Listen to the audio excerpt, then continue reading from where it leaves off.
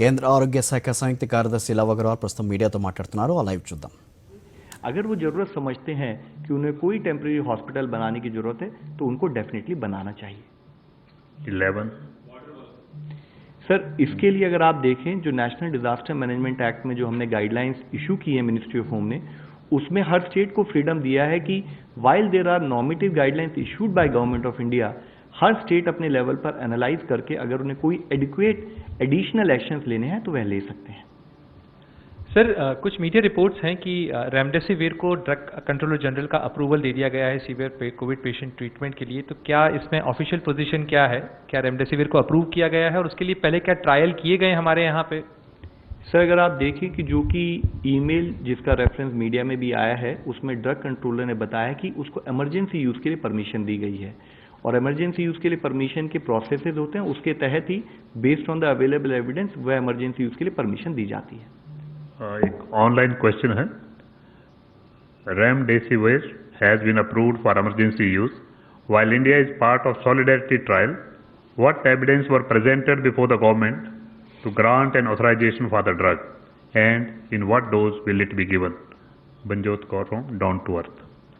तो जैसे मैंने आपको बताया कि इमरजेंसी यूज़ की परमिशन दी गई है, उसके साथ ही क्योंकि वह डिटेल्स अभी in terms of what protocol, in terms of what doses इसको दिया जाना चाहिए, वह मेरे पास अवेलेबल नहीं, हम आपको प्रोवाइड करा सकते हैं. तो उसके लिए जब भी कोई इमरजेंसी यूज़ के लिए परमिशन दी जाती है तो जो अवेलेबल एविडेंसेस हैं वह पर्टिकुलर ऑर्गेनाइजेशन उनको प्रोड्यूस करते हैं, उसके बेसिस पर ही परमिशन दी जाती है. 116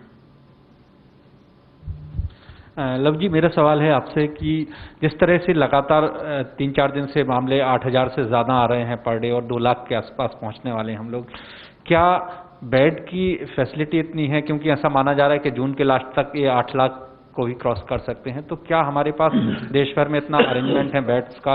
कई जगह ये भी तस्वीरें आई हैं कि वहीं बिस्तर पर बॉडी पड़ी हुई है, वहीं ट्रीटमेंट चल रहा है. तो क्या बेड की कमी पड़ रही है? सर, अगर आप देखें डे 1 से पूरा एफर्ट जो गवर्नमेंट ऑफ इंडिया के लेवल पर रहा है कि हम हर स्टेट को एडवाइस करें कि किस टाइप का हेल्थ इंफ्रास्ट्रक्चर उन्हें प्लान करना चाहिए ताकि किसी भी टाइप की कमी ना हो. इस पर्टिकुलर डिजीज़ में मुख्यतः ये पाया गया है कि ऑक्सीजन सैचुरेशन की कमी होती है और बहुत relatively come number of patients को ही वेंटिलेटर या आईसीयू सपोर्ट की ज़रूरत पड़ती है. तो उसी के साथ ही हम लोगों ने स्टेट्स को एडवाइस किया है कि आप ऑक्सीजन सपोर्टेड बेड्स पर फोकस करें, ऑक्सीजन सैचुरेशन एनालिसिस पर फोकस करें और टाइमली आइडेंटिफिकेशन करते हुए पेशेंट का ट्रीटमेंट ऑर्गेनाइज करें. और हर स्टेट को ऑलरेडी हमने एक प्रोजेक्शन टूल भी दिया है कि अगर आपका ये रेट ऑफ ग्रोथ चल रहा है तो आपको आने वाले टाइम में कितने पर्टिकुलर नंबर के हिसाब से आपको प्लानिंग करनी चाहिए. ये गाइडेंस हर स्टेट को दी गई है और उसके साथ ही हर स्टेट उसके बेसिस पर प्लान भी कर रहा है. ये आपको मानकर चलना पड़ेगा कि जब पर्टिकुलर नंबर ऑफ केसेस बढ़ते हैं तो एक वायरस का जो एक प्रोसेस होता है, entry process, virus comes through port of entry. पहले वह देश में कहीं बाहर से एंटर करता है, चाहे वो एयरपोर्ट से आए चाहे सी पोर्ट से आए, जब भी कोई नई डिजीज़ होगी इस टाइप की इन्फेक्शियस डिजीज. उसके बाद it again goes and again you as we have discuss so many times कि वह फिर वहाँ से जाकर किसी पर्टिकुलर पर्सन को इफेक्ट करेगा. एक पर्सन दूसरे को इफेक्ट करता है जिसको हम लोकलाइज ट्रांसमिशन के बारे में कई बार बात कर चुके हैं. तो ये वायरस का नॉर्मल प्रोसेस है और धीरे धीरे केसेस इन्फेक्शियस डिजीज में एक्सपोनेंशियल लेवल पर बढ़ते हैं.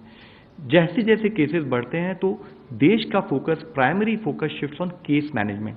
और इसीलिए अगर आप देखें कि जो हमारा इफेक्टिव फोकस रहा है, जबकि वर्ल्ड में case fatalities very high, vis-a-vis that India has been able to manage its case fatality to as low as 2.82%. 152 sir, मेरा सवाल आपसे यानी हेल्थ मिनिस्ट्री से है. मधुरेंद्र बोल रहा हूँ मैं न्यूज़ नेशन से. कि लगातार आपने बताया है डे 1 से कि जो मॉर्बिडिटी है वो मेन कॉज है फर्टिलिटी रेट को बढ़ाने के लिए. लेकिन हम देख रहे हैं कि इन डिफरेंट फेजेस हमने शराब से लेके मॉल तक खोल दिया, लेकिन अभी तक गवर्नमेंट हॉस्पिटल्स की ओपीडी नहीं खोली, जहां पर dealing with all kinds of disease जरूरी है और उसका भी एक बर्डन समूचे देश को झेलने को मजबूर होना पड़ रहा है. इसको लेकर क्या प्लानिंग है? क्योंकि एम्स की ओपीडी बंद पड़ी हुई है, आरएमएल की ओपीडी बंद पड़ी हुई है, जी बंद की ओपीडी बंद पड़ी हुई है, इमरजेंसी सेवाएं से चल रही है. आईसीएमआर से मेरा सवाल है कि पिछले दिनों की प्रेस कॉन्फ्रेंस में बताया गया था कि कम्युनिटी ट्रांसफर के लेवल पर हम गए हैं या नहीं, इसको लेकर कई टेस्ट चल रहे हैं और उस बारे में जानकारी दी जाएगी. तो क्या आप बता पाएंगे कि देश के किन किन हिस्सों में हमारे यहाँ कम्युनिटी ट्रांसफर हो चुका है और पिक कब तक जाएगा? Sir already regular health facilities हमारी चलती रहना ही चाहिए, इसके लिए डिटेल इंस्ट्रक्शन दी जा चुकी हैं। इसके साथ ही हम स्टेट्स के साथ वीडियो कॉन्फ्रेंस के द्वारा इस विषय में रेगुलर चर्चा भी कर रहे हैं। हमारा जो मेजर एफर्ट है, जो हमें समझना चाहिए कि it is a highly infectious disease, तो पर्टिकुलर ट्राइजिंग पेशेंट की कैसे हो, पर्टिकुलरली वह पेशेंट जो कि कोविड डेडिकेटेड हॉस्पिटल में जाए ताकि इन्फेक्शन कम से कम फैले, उस पर एक तरफ हमारा जोर है। दूसरी तरफ उसके अलावा बाकी सारे हॉस्पिटल्स में बाकी रेगुलर प्रोसेस चलते रहें, उस पर ऑलरेडी इंस्ट्रक्शन हम जारी कर चुके हैं। साथ ही जो हमारी रेगुलर और इम्पॉर्टेंट सर्विसेज हैं, जैसे कि maternal and child health services, जैसे कि हमारी kidney renal diseases related services, cancer, TB treatment, उन सबको उसी तरीके से सुचारू रूप से चलाने के लिए क्लियर इंस्ट्रक्शंस फील्ड में दी जा चुकी हैं।